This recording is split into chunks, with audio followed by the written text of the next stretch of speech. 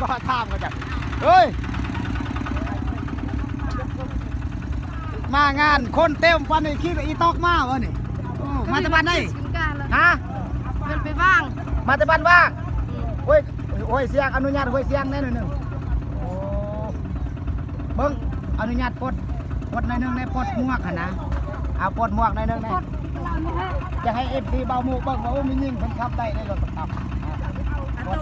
ปัญหาบ่ฮอดนะเอาหน่อยนึงปลดเบิ้งโอ้มาจากบ้านว่างที่ประสงค์มื้อนี้มาเที่ยวบุญบ้านไหน เวลาปลาลิง ว่าภาษาลาวได้ป่ะ เอ้ยก็ไปจอบไป โอ้ว่าได้นะโอ้ยเอาว่าภาษากลางว่า ติกาจอบมันนะหมอ ไก่เจ้าบ่แมนมันจะพะโลว่าว่ะ ไก่จอบ โอ้ยจากมาบ้านนั่นเองจะสิไปเฮือนผู้ใดพี่น้องมีพี่น้องบ่ตอนนี้ นี่